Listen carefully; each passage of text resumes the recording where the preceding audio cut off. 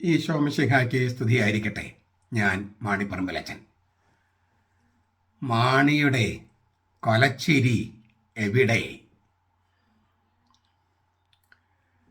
ഈ ദിവസങ്ങളിലൊക്കെ പരിഹാസങ്ങൾ കൊണ്ട് എന്നോട് ചോദിക്കുന്ന ചോദ്യങ്ങളാണ്. ചിലർ പച്ച തെറിയും ഒക്കെ വിളിക്കുന്നുണ്ട്. ഒരു കാര്യം എൻ്റെ വീഡിയോ കേൾക്കുന്ന, സഭയെ സ്നേഹിക്കുന്ന എല്ലാവരോടുമായി പറയുന്നു: നമ്മൾ ജയിക്കും, നമ്മളെ ജയിക്കും. വിമത മെത്രാപ്പോലിത്തയാണോ കർത്താവാണോ ജയിക്കുക? കാത്തിരുന്ന് കാണാം. ഫിലിസ്തീന് ദാവീദിനെ അവരുടെ പഞ്ചനഗരങ്ങളിൽ ഒന്നായ ഗത്ത് എന്ന പട്ടണത്തിൽ വെച്ച് പിടിച്ചപ്പോൾ ദാവീദ് ചിട്ടപ്പെടുത്തിയ ഒരു കീർത്തനമുണ്ട് ബൈബിളിൽ, 56-ാം സങ്കീർത്തനം. മുഖ്യ സംഗീത സംവിധായകനെ സംബുദ്ധി ചെയ്തുകൊണ്ടാണ് ദാവീദ് അത് എഴുതിയത്.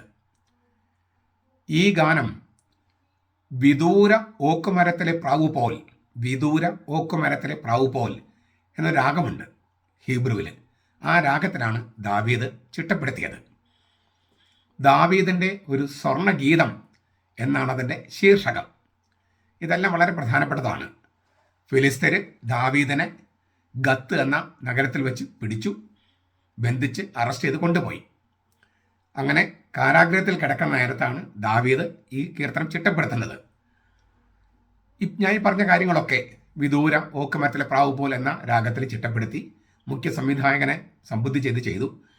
വാസ്തവത്തിൽ എൻ്റെയും എന്നെപ്പോലെ സഭയെ സ്നേഹിക്കുന്ന അനേകരുടെയും വിചാരങ്ങളാണ് ദാവീദ് ഈ സങ്കീർത്തനത്തിൽ എഴുതി വച്ചിരിക്കുന്നത്. നമ്മൾ ആ സങ്കീർത്തനം എന്ന് നമ്മൾ കേൾക്കും. കുറച്ച് സഭയ്ക്ക് വേണ്ടി നിലകൊള്ളുന്ന, സഭയുടെ കുർബാനയ്ക്ക് വേണ്ടി നിലകൊള്ളുന്ന, മാർപ്പാപ്പയുടെ പക്ഷത്ത് നിൽക്കുന്ന അനേകരെ, ഈ വിമത വൈദികർ, അൽമായ മുന്നേറ്റക്കാർ, പിന്നെ അവരെ സപ്പോർട്ട് ചെയ്യുന്ന 2 മെത്രാപ്പൊലിത്തമാർ, അവർക്ക് പിന്തുണയുമായി നിൽക്കുന്ന കുറച്ച് മെത്രാമാർ വേറെ, ഇവരെല്ലാം അങ്ങനെ തട്ടകസിക്കുകയാണ്. ഇപ്പം ഞാൻ വളരെ ദൂരെ ഇരുന്ന് ഈ സോഷ്യൽ മീഡിയ, എൻ്റെ ഈ യൂട്യൂബ് ചാനലിന് താഴെയാണ് വരുന്നത്. നാട്ടിൽ എറണാകുളത്ത് ജീവിക്കുന്നവർ അവരും നേരിട്ട് കേൾക്കുകയാണ്. അവരുടെ സങ്കടം സഹിக்க വയ്യ.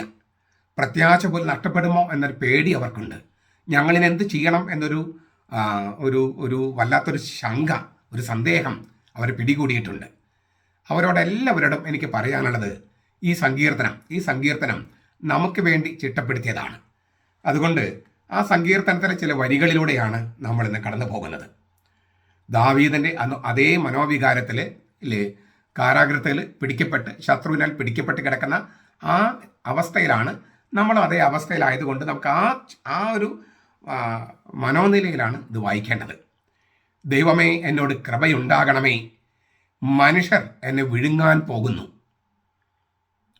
ദൈവമേ, എന്നോട് കൃപയുണ്ടാകണമേ, വിമതര് ഞങ്ങൾ വിഴുങ്ങാൻ പോകുന്നു. അവർ ഇടപെടാതെ പൊരുതി എന്നെ ഞെരുക്കുന്നു. വിമതര്, അൽമായ മുന്നേറ്റക്കാര് ഇടപെടാതെ പൊരുതി ഞങ്ങളെ ഞെരുക്കുന്നു. എൻ്റെ ശത്രുക്കൾ ഇടപെടാതെ എന്നെ ചവിട്ടി മെതിക്കുന്നു. ഗർവോടെ എന്നോട് പൊരുതുന്നവർ അനേകരാണല്ലോ. ഇതാണ് സങ്കീർത്തനം. ഈ ശത്രുക്കളിൽ നമുക്ക് ഇടയന്മാരായി നൽകപ്പെട്ട 2 മെത്രാപ്പൊലിത്തമാരും അവരെ പിന്തുണയ്ക്കുന്ന മറ്റു ചില മെത്രാന്മാരുമുണ്ട്. ഇടയന്മാർ തന്നെ നമുക്ക് ശത്രുക്കളായി മാറിയിരിക്കുന്നു. അപ്പോൾ അവർ ഗർവോടെ നമ്മളോട് പെരുമാറുന്നു. നമ്മൾ സഭയ്ക്ക് വേണ്ടി, സഭയുടെ കുർബാനയ്ക്ക് വേണ്ടി അവർ തന്നെ നമ്മൾ ചൊല്ലണമെന്ന് ആവശ്യപ്പെട്ട് നൽകിയ കുർബാന വേണമെന്ന് ചോദിക്കുമ്പോൾ ഗർവോടെ പെരുമാറുന്നു നമ്മളോട്. അതേസമയം ആഭിചാര കുർബാന ചൊല്ലുകയും തല്ലുകയും അച്ഛന്മാരെ തല്ലുകയും ഒക്കെ ചെയ്യുന്നവരെ സംരക്ഷിക്കുന്നു.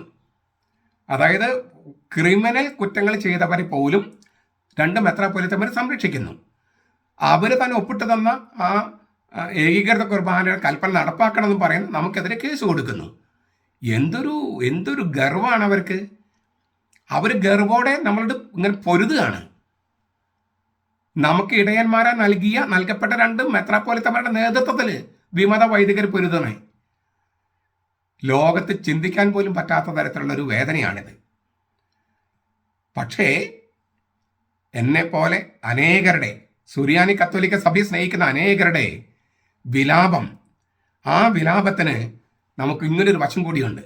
അത് ദാവീദിന്റെ വാക്കുകളിൽ ഞാൻ പറയാം. ഭയപ്പെടുന്ന നാളിൽ ഞാൻ അങ്ങയിൽ ആശ്രയിക്കും.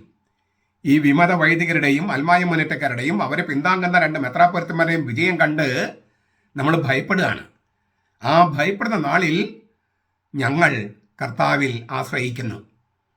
ഞാൻ ദൈവത്തിൽ അങ്ങയുടെ വചനത്തെ പുകഴ്ത്തും. ദൈവത്തിലായിരുന്നു കൊണ്ട് അവൻ്റെ വചനത്തെ പുകഴ്ത്തും. ഞാൻ ദൈവത്തിൽ ആശ്രയിക്കുന്നു, ഞാൻ ഭയപ്പെടുകയില്ല. ജഡത്തിന് എന്നോട് എന്ത് ചെയ്യാൻ കഴിയും? ഇവരൊക്കെ ജഡമല്ലേ? ഈ 2 മെത്രാപ്പൊലിത്തന്മാർ, അവരെ പിന്തുണയ്ക്കുന്ന കുറച്ച് മെത്രാന്മാർ, വിമത മെത്രാന്മാർ, വിമത വൈദികര്, പിന്നെ ഈ അൽമായ മുന്നേറ്റക്കാർ, അവരൊക്കെ ജഡമല്ലേ? അവർ മനുഷ്യർ പോലും അല്ല, ജഡം. അവർക്ക് എന്നോട്, ഞങ്ങളോട് എന്ത് ചെയ്യാൻ കഴിയും? എങ്കിലും എറണാകുളം വിമതരും അൽമായ മുന്നേറ്റക്കാരും മറ്റു രൂപത്തിലുള്ള ശത്രുക്കളും ചെയ്യുന്നത് എന്താണ്? ഞാൻ നേരത്തെ പറഞ്ഞു, എൻ്റെ വീഡിയോയുടെ താഴെ പച്ച തെറികൾ എഴുതുക, സ്വന്തം ജീവിതത്തിലെ ശീലശുദ്ധിയില്ലായ്മ എന്നിലേക്ക് ആരോപിക്കുക. അവരോട് 2 കാര്യങ്ങൾ എനിക്ക് പറയാനുണ്ട്. ഒന്നാമതായി, ഇവരെഴുതിയ തെറികളൊക്കെ ഞാൻ വായിച്ചു. ആ തെറികളൊക്കെ ഞാൻ കേട്ട് ശീലിച്ചിരിക്കുന്ന, പണ്ട് മുതലേ കേട്ടിട്ടുണ്ട്.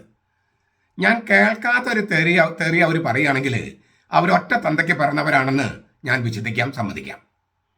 രണ്ടാമത്തെ ഒരു മറുപടിയുണ്ട്. അത് ദാവീദിന്റെ വാക്കുകളാണ്. 56 സങ്കീർത്തനത്തിൽ 5 മുതൽ. ഇടപെടാതെ അവർ എൻ്റെ വാക്കുകൾ വളച്ചൊടിക്കുന്നു. അവരുടെ വിചാരങ്ങൾ അത്രയും എന്നെ എങ്ങനെ ഉപദ്രവിക്കാമെന്നാണ്. അവർ കൂട്ടം കൂടി ഒളിച്ചിരിക്കുന്നു. എൻ്റെ പ്രാണന് വേണ്ടി പതിയിരുന്ന് എൻ്റെ കാലടികളെ നിരീക്ഷിച്ചു കൊണ്ടിരിക്കുന്നു. നീതികേട് കാണിച്ച് രക്ഷപ്പെടാമെന്ന് അവർ കരുതുന്നു. ഇതൊക്കെ ഞാൻ പറഞ്ഞത് വളരെ കറക്റ്റ് അല്ലേ? ഞാൻ അനുഭവിക്കുന്നതിൻ്റെ 100 ഇരട്ടിയാണ് നാട്ടിൽ സഭയ്ക്ക് വേണ്ടി നിലകൊള്ളുന്നവർ അനുഭവിക്കുന്നത്. അപ്പം എൻ്റെ വേദന അല്ലെങ്കിൽ ഞാൻ കേൾക്കുന്നത് ഒന്നുമല്ല. പക്ഷേ സുറിയാനി കത്തോലിക്ക സഭയെ സ്നേഹിക്കുന്നവർ ദാവീദിനോടൊപ്പം ഇങ്ങനെ പ്രാർത്ഥിക്കുന്നു, പ്രത്യാശിക്കുന്നു. ദൈവമേ, അങ്ങയുടെ കോപത്തിൽ ജനതകളെ തള്ളിയിടണമേ. ദൈവമേ, അങ്ങയുടെ കോപത്തിൽ ഈ വിമത കോമരങ്ങളെയും അവർക്ക് നേതൃത്വം കൊടുക്കുന്ന മെത്രാപ്പൊലിത്തന്മാരെയും തള്ളിയിടണമേ. അതിന് കാരണമുണ്ട് അങ്ങനെ പ്രാർത്ഥിക്കാൻ. അങ്ങ് എൻ്റെ അലച്ചിലുകൾ എണ്ണിയിട്ടുണ്ട്. അങ്ങ് ഞങ്ങളുടെ അലച്ചിലുകൾ എണ്ണിയിട്ടുണ്ട്. എൻ്റെ കണ്ണുനീർ അങ്ങയുടെ തോൽക്കുടത്തിലാക്കി വെക്കണമേ. എൻ്റെ കണ്ണീര്, ഞങ്ങളുടെ കണ്ണീര് അങ്ങയുടെ കുപ്പിയിൽ, അങ്ങയുടെ തോൽക്കുടത്തിലാക്കി വെക്കണമേ. അത് അങ്ങയുടെ പുസ്തകത്തിലുണ്ടല്ലോ.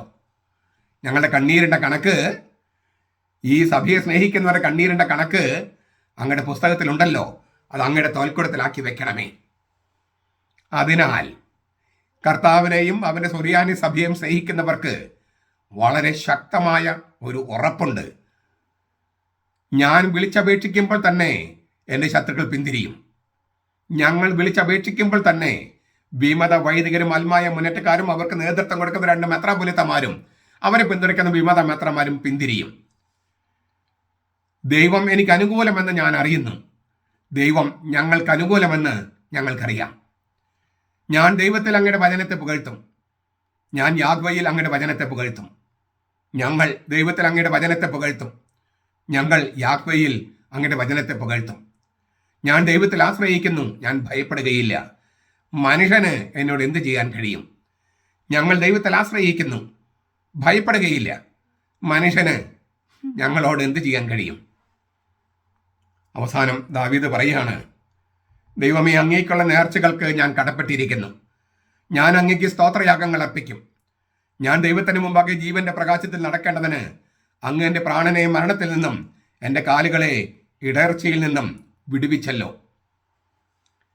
വിമത വൈദികർ, അൽമായ മുന്നേറ്റക്കാർ, അവർക്ക് നേതൃത്വം കൊടുക്കുന്ന 2 മെത്രാപ്പൊലിത്തമാർ, അവരെ പിന്തുണയ്ക്കുന്ന ഏതാനും വിമത മെത്രാന്മാർ, പിന്നെ ഇവർക്കെല്ലാം പിന്തുണയുമായി നിൽക്കുന്ന മൗണ്ടിലെ ഇരട്ട നായ്ക്കൾ, ഇവർക്കൊന്നും സുറിയാനി കത്തോലിക്ക സഭ ഒറ്റക്കൊടുക്കാനോ വലിച്ചു കീറാനോ കഴിയില്ല. കർത്താവ് കൃത്യസമയത്ത് ഇടപെടും. കാത്തിരിക്കുക, പ്രത്യാശ കൈവിടാതെ കാത്തിരിക്കുക.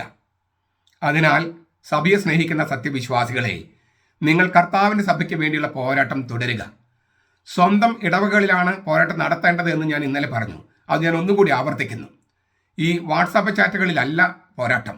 സ്വന്തം ഇടവകയിൽ സ്വന്തം വികാരിമാരുടെ അടുത്ത് ചെന്ന് പറയുക, മാർപ്പാപ്പിയെ ധിക്കരിക്കുന്ന വികാരി ഞങ്ങൾക്ക് വേണ്ട, സഭയുടെ കുർബാന ചൊല്ലാത്ത വികാരി ഞങ്ങൾക്ക് വേണ്ട, ഇല്ലിസിറ്റ് കുർബാന ഞങ്ങൾക്ക് വേണ്ട, സമവായ എന്ന പാഷാണ്ഡത ഞങ്ങൾക്ക് വേണ്ട. അത് സ്ഥിരമായി ചെയ്യുക, എല്ലാ ദിവസവും. ഒരിക്കൽ ചെയ്തു എന്ന് പറഞ്ഞ് നിർത്തിക്കളയരുത്. പോരാട്ടം നിരന്തരമായിരിക്കണം. രണ്ടാമതായി, ഇപ്പോഴത്തെ സഭാ നേതൃത്വത്തിനെതിരെ ഒരു ഒപ്പ് ശേഖരണം നടക്കുന്നതായി സോഷ്യൽ മീഡിയയിൽ കണ്ടു.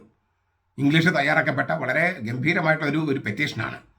അത് വത്തിക്കാനിലെ സ്റ്റേറ്റ് സെക്രട്ടറി, പൗരത്വ തിരുസംഘത്തിൻ്റെ തലവൻ, അങ്ങനെ നോൻഷിയോ, അങ്ങനെ ഒരുപാട് പേര് അഡ്രസ്സ് ചെയ്തിട്ടുള്ളതാണ്. ഗംഭീരമായിട്ടുണ്ട് അതിൻ്റെ മാറ്റർ. സഭയെ സ്നേഹിക്കുന്നവരുടെ വേദനയാണ് അതിൽ എഴുതിയിരിക്കുന്നത്. സാധിക്കുന്നവരെല്ലാം അതിനോട് സഹകരിക്കുക എന്നാണ് എൻ്റെ പക്ഷം. പോരാട്ടത്തിൻ്റെ പല മേഖലകൾ തുറക്കപ്പെടുകയാണ്. ദൈവത്തിൻ്റെ വചനമെന്ന ആത്മാവിൻ്റെ വാൾ എടുക്കൂ എന്നാണ് പൗലോസ്ലീഹ നമ്മൾ ആവശ്യപ്പെടുന്നത്.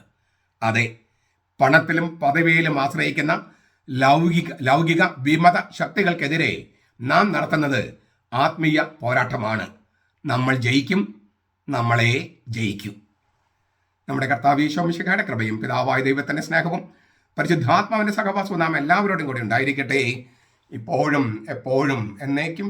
ആമേൻ.